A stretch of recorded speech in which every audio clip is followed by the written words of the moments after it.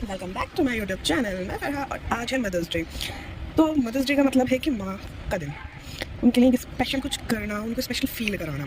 पर एक चीज़ ना थोड़ी सी वियर्ड होती है, क्या माँ का सिर्फ एक ही दिन होता है जो सबके स्टेटस पे माँ की फ़ोटोज़ लगती हैं विद सॉन्ग विद थॉट्स।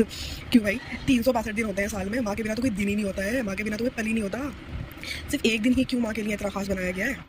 365 दिन में से एक ही दिन क्यों? 365 दिन ही माँ के हैं जबकि, क्योंकि अगर माँ नहीं होती ना तो हम जैसा का तो इस दुनिया में कोई वजूद ही नहीं है। हम ही नहीं होते, हमारा कोई वजूद नहीं होता, हमें कोई पहचानता नहीं, कोई जानता नहीं हम कौन है क्या है। सिर्फ अपने माँ बाप की बदौलत ही हम इस दुनिया में इतनी अच्छे से लाइफ रहते हैं, जीते हैं, सारी फैसिलिटीज़ हमें को प्रोवाइड करते हैं। तो सिर्फ मदर्स डे या फादर्स डे सिर्फ एक ही दिन उनके लिए क्यों होता है, ये चीज़ मुझे समझ में नहीं आती है भाई। अगर किसी को मेरी बात बुरी लग रही है ना, तो ये चीज़ खुद से सोचो, सिर्फ एक ही दिन माँ का क्यों है? और कुछ औलादों के लिए तो सिर्फ ये दिन भी माँ का नहीं होता है, क्योंकि उनके लिए माँ कुछ इंपॉर्टेंट सी नहीं होती है, माँ की कोई ज़रूरत ही नहीं होती है, कुछ होती ही नहीं है माँ उनके लिए। ऐसी भी औलादें दुनिया में है, लेकिन ऐसा होना नहीं चाहिए। जिसके पैरों तले हमारी जन्नत है वो हमारे लिए सोचो, खुदा ने उस हस्ती के पैरों तले जन्नत रखी है, तो उस औरत का, उस इंसान का हमारी ज़िंदगी में कितना बड़ा दर्जा है जब खुदा ने उसको इतना बड़ा मुकाम अता करा है।